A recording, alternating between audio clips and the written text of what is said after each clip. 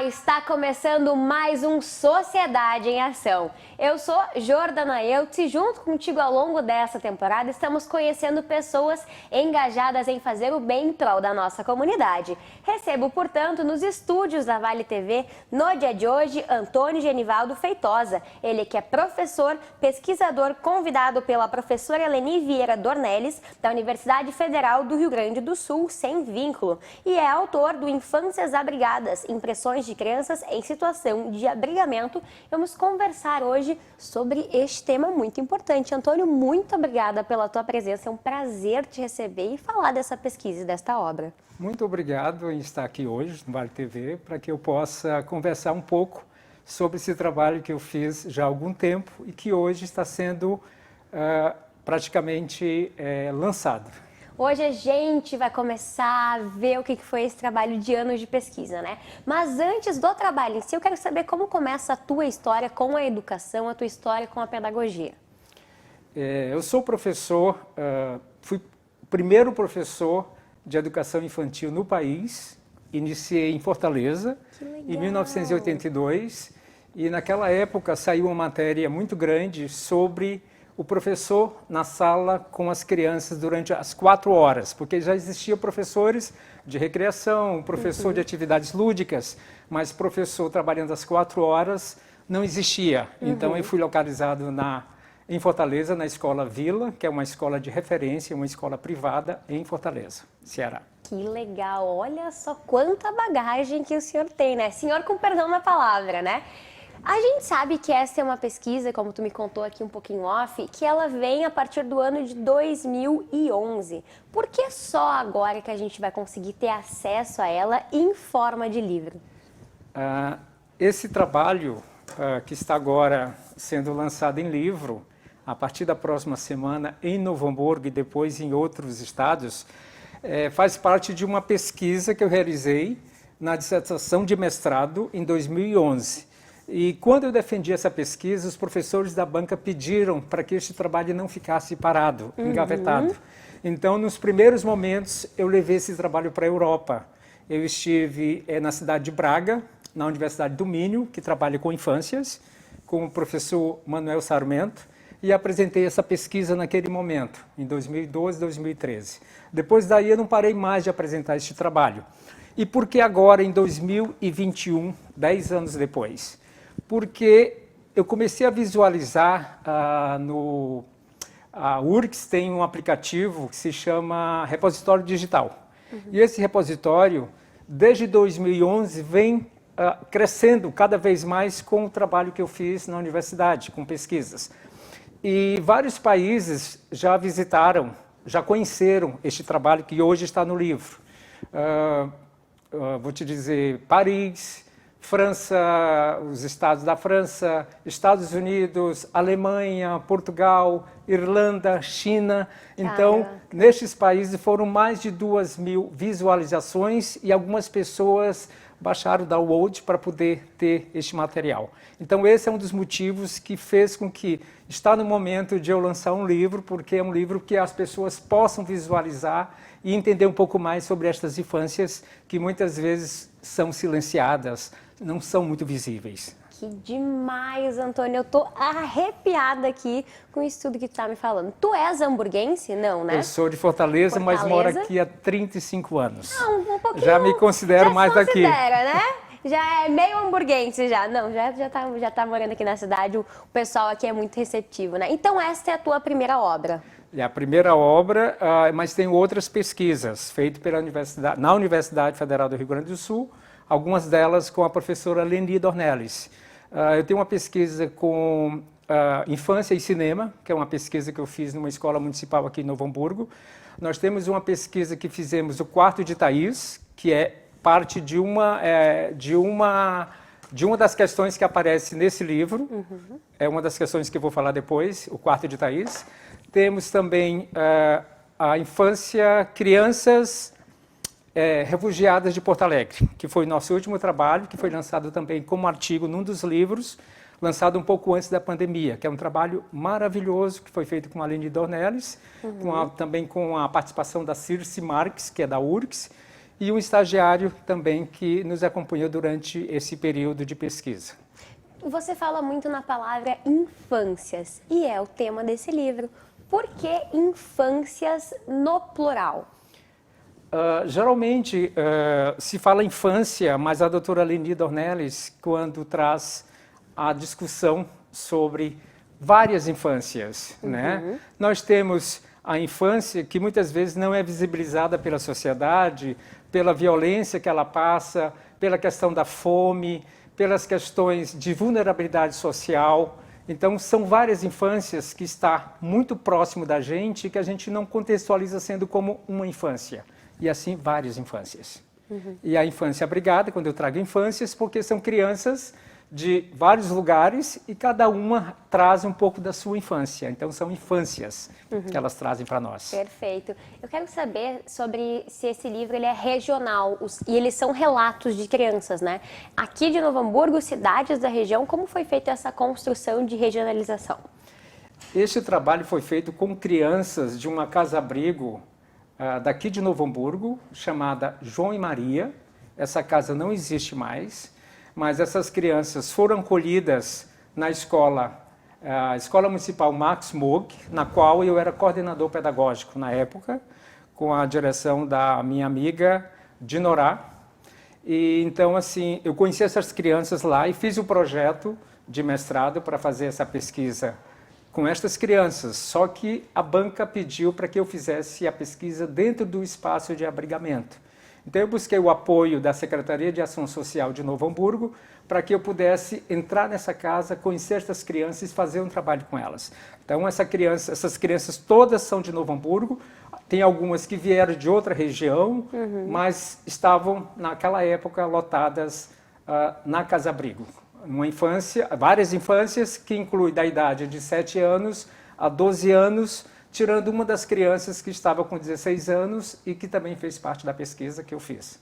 E hoje são crianças grandes, né? Já estão com 21 anos, 22 anos. Eu sei de algumas histórias de alguns que foram adotados por outras famílias, outras ficaram na casa-lar, né? Mas, assim, historicamente eu não acompanhei mais, né? Porque a diretora da casa-abrigo depois saiu da prefeitura, se aposentou e eu não tive mais conhecimento destas crianças que hoje são rapazes e moças.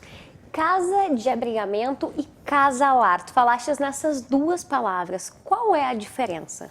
A diferença é que a casa-abrigo é uma instituição que tem todo um gerenciamento governamental, seja ela municipal, seja ela estadual, com apoio aqui, no caso, da prefeitura, com entidades, né, que ajudam muito esses espaços.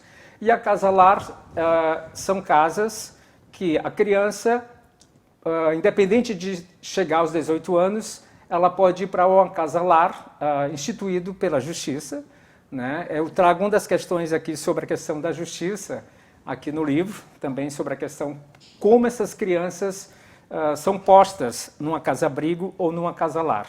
E na casa-lar são pais e mães sociais que vão acompanhar essas crianças até fazerem 18 anos. Depois dos 18 anos, essas crianças vão estar já mais adultos e vão ter que buscar meios de sobrevivência, que é uma questão muito discutível depois que estes adolescentes chegam aos 18 anos e não sabemos para onde que elas vão. Isso é um tema que a gente tem que falar, né? Porque às vezes a gente vê alguma coisa em nível nacional que nos choca, nos abre os olhos e acontece na nossa cidade, né? Nos nossos bairros, às vezes do lado da nossa casa, né? Então a gente tem que estar de olhos abertos. Ele é um livro-relato. Existe algum dos relatos que mais te marcou, que tu ainda lembra com clareza da criança te contando? Como é que foi essa troca com as crianças? É interessante essa tua pergunta, porque eu vou ter que retratar de como eu fiz esse trabalho de pesquisa. Perfeito. Porque geralmente quando se faz pesquisa, se imagina, eu vou sentar numa roda e eu vou ficar perguntando para as crianças, vou perguntar para os adultos. A minha metodologia de trabalho que eu fiz, que está no livro, eu busquei de uma forma diferente. Eu busquei 2 atividades somente para que eu pudesse conhecer estas crianças e poder entender que tipo de infância ou infâncias elas estavam ali na casa-abrigo. Então, o primeiro trabalho que eu fiz com elas foi, cada um através de uma maquete, eu levei vários materiais de sucata, caixa de sapatos, e cada criança criou uma maquete escolhendo, fazendo o seu espaço preferido, que gostaria que tivesse na casa-abrigo e que não tinha. Então saiu sala de chat, lan house, saiu sala de brinquedos, cancha de futebol, cancha de jogar bocha, que é muito interessante a discussão. E todas as questões que apareceram na pesquisa, eu faço algumas análises. E para que eu pudesse entender, eu não fiz nenhuma análise de juízo de valor. Eu faço algumas análises, levando em conta os meus estudos culturais, usando a filosofia, o conhecimento do teórico Michel Foucault. Então, através dessas questões é que eu vou analisar tudo que eles me passaram. Então, a primeira atividade foi com caixa, a segunda atividade foi uma fotografia. Cada criança pegou a máquina digital na época, que não era o celular, e tirou uma fotografia de um espaço que mais gostava na casa-abrigo. E essas fotografias foram todas ampliadas, cada um falou sobre seu trabalho, e ali apareceu a vida delas. Em nenhum momento eu tinha a intenção de conhecer a vida dessas crianças, mas apareceu através dos dois trabalhos. Todo mundo ouviu os trabalhos dos colegas, mas o que mais me chamou a atenção, que tu me perguntas, são duas questões. A fotografia de uma menina que se chama O Quarto de Thaís, na qual ela fotografou o quarto de meninas e diz que era um local maravilhoso aquele quarto que ela estava. Era o quarto de meninas, que era um quarto organizado, e que os meninos não eram organizados, mas as meninas eram. E ela escolheu uma bonequinha que estava na porta e fotografou da boneca para casa. E o mais interessante é que quando ela traz a questão da cama, quando eu questiono, se eu trocasse essa cama de lugar, tu conseguiria identificar aonde ela estava? Ela disse que sim, porque eu fiz uma marca na madeira e eu sei aonde ela estaria. Então, a criança, de alguma forma, ela traz toda essa questão para entender que aquele espaço é dela e que ela teria como identificar, como se fosse um espaço de uma casa onde ela morasse, que não deixa de ser uma casa provisória, mas era a casa-abrigo.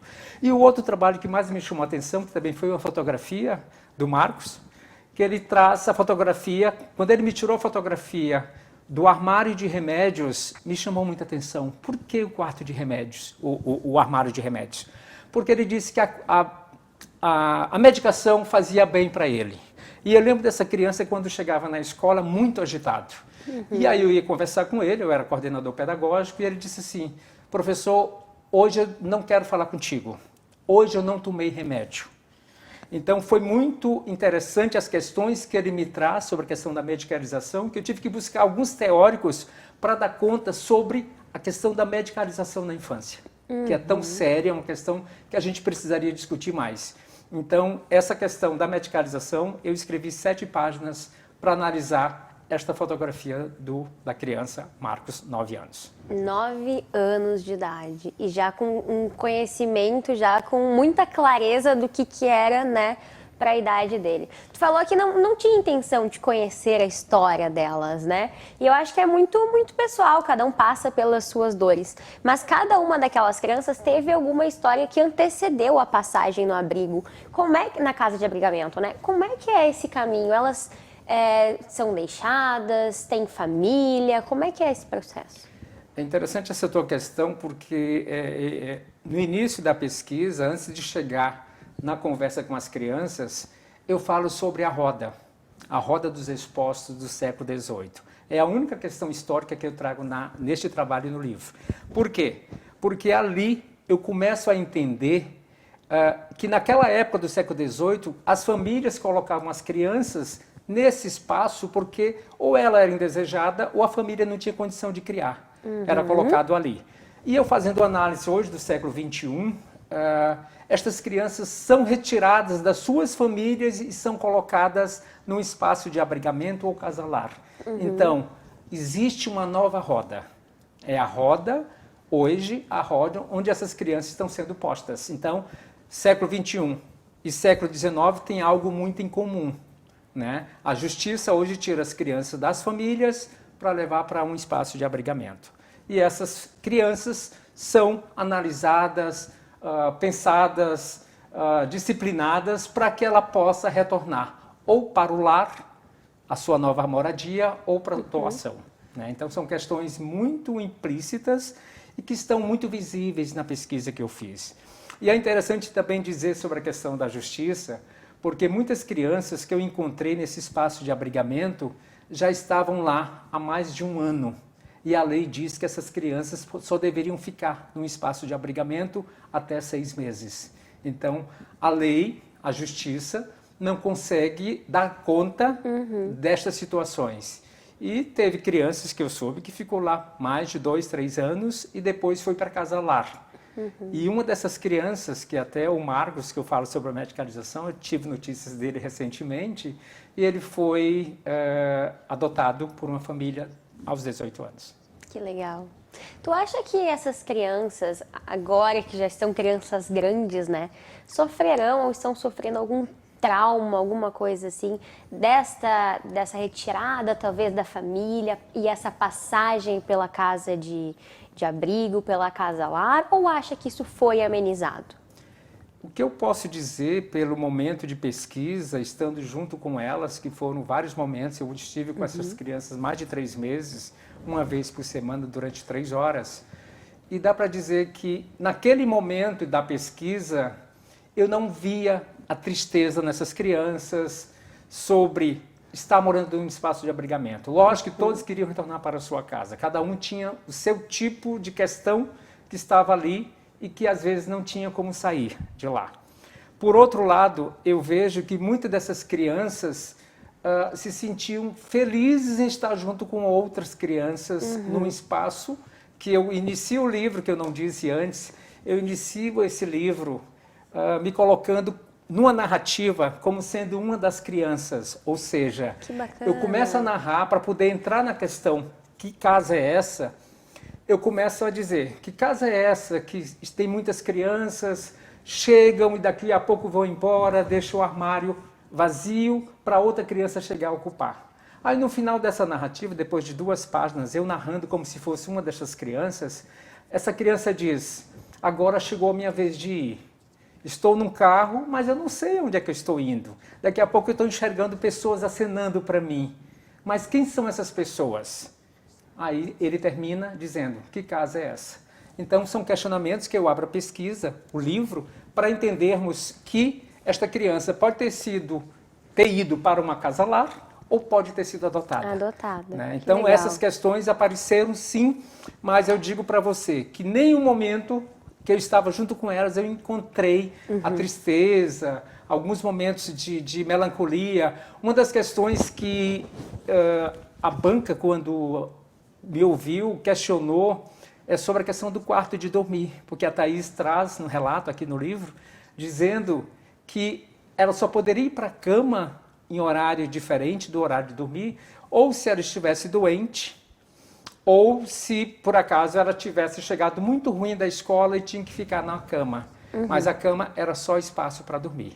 Então são questões que eu analiso usando Michel Foucault, para entender a questão das regras, do disciplinamento, né, que muitas vezes são colocados, que muitas vezes são necessários, eu não estou dizendo aqui que seja errado, mas para a gente pensar, né, que estas infâncias, em vários momentos, elas são controladas, elas são governamentadas, elas são de um jeito para que a casa-abrigo dê conta delas, né, e que muitas vezes a própria família não deu conta. Exato, a gente tem que ter na nossa cabeça, né, que o fato da justiça às vezes tirar uma criança do ambiente familiar não é para prejudicar a criança e sim para ajudá-la, né? Sim. Faltam questões que podem mudar, que podem melhorar e que posteriormente vão ser resolvidas, né? Então, que bom que tu traz esse relato de que não via tristeza, né? Que viam coisas boas. E tu fala muito, muito lindamente dessa pesquisa. Ela não termina agora, né? Essa pesquisa, eu acho que ela, a partir do momento que ela é lançada enquanto livro agora, não enquanto pesquisa só dentro de uma universidade, ou que as pessoas que são da academia que tenham acesso, agora todas as pessoas vão ter acesso porque vão ler o livro.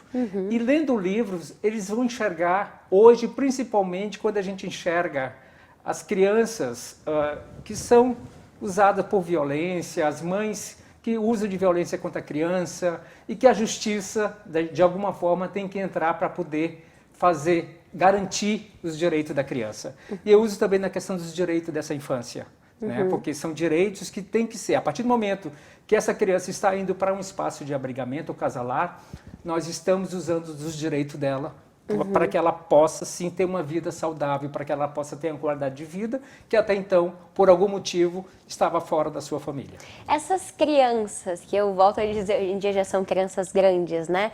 Não tiveram mais contato, não fica sabendo de informações, vai chegar até elas ou até alguns professores, orientadores da época esse relato, como é que tu acha que elas ou esses profissionais vão receber?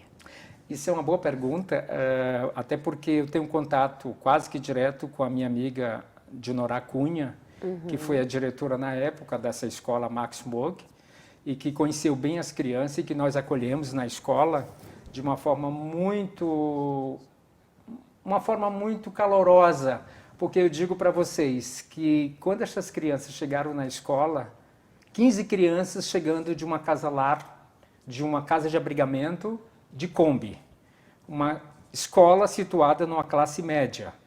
E daqui a pouco as famílias começaram a questionar quem são estas crianças, né? Por que essas crianças estão sendo postas na escola Max Mogg?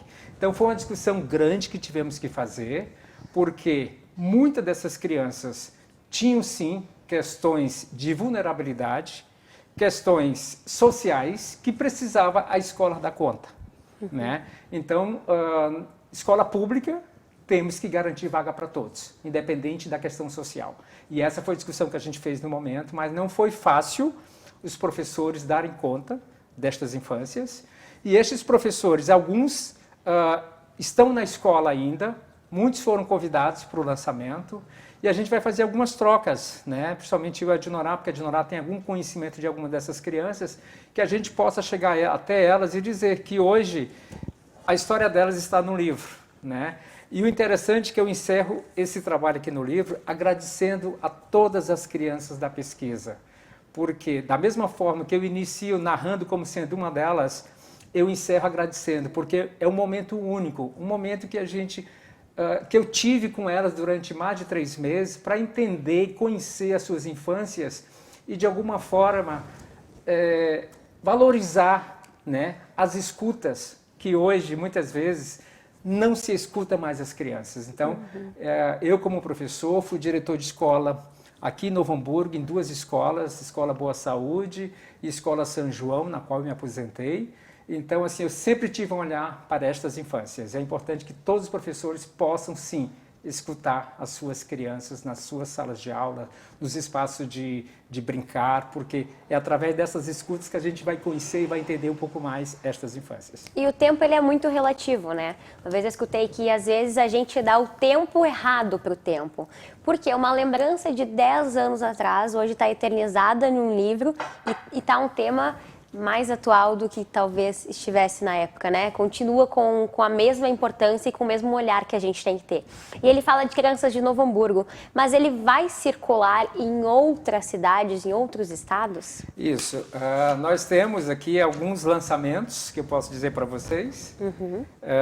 Dia 11 de 11, agora, daqui a 2 dias, às 18h30, nós teremos uma conversa sobre as infâncias. Eu fui convidado, na qual vai ser discutida a questão da infância abrigada, legislação e acesso à educação infantil, com a Fabiane Bitello, de uma instituição aqui do Rio Grande do Sul, Maria Luísa Flores, que faz parte da FACED URGS, e também dia 17 e 18 teremos um lançamento presencial, com todos os cuidados sanitários, com um grupo reduzido de pessoas e com algumas autoridades, para que eles possam conhecer essas histórias.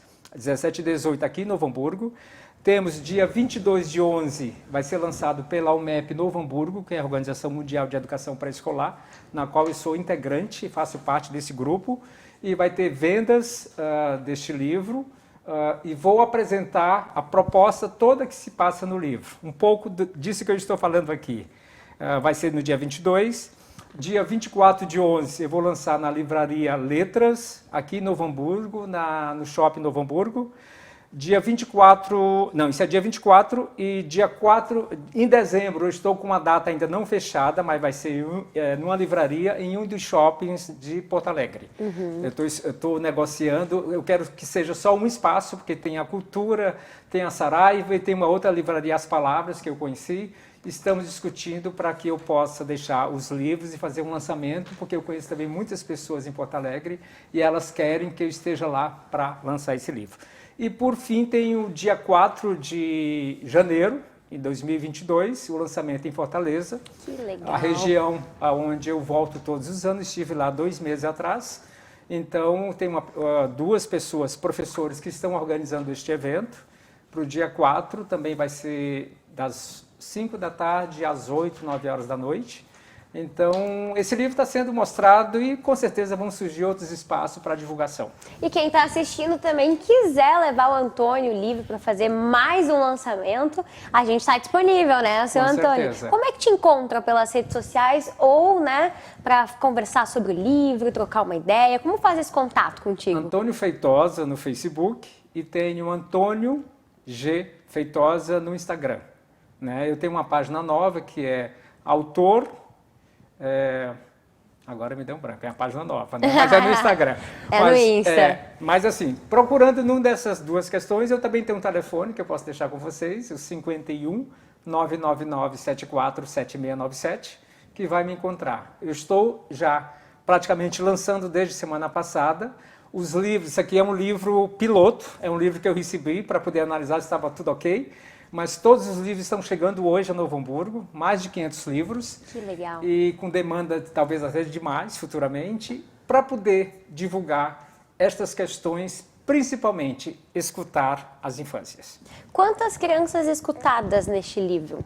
Nós temos aqui em vários momentos. Temos o trabalho das caixas, que foram o primeiro trabalho, que algumas crianças participaram. E tem crianças que participaram da fotografia. Em torno de 10 a 15 crianças participaram destes dois trabalhos. Né? Informações técnicas, quantas páginas, capítulos no livro? São 5 capítulos, praticamente, são 188 páginas. Foi bem difícil porque eu tive que acrescentar mais alguns adendos quando a gente estava fechando o livro.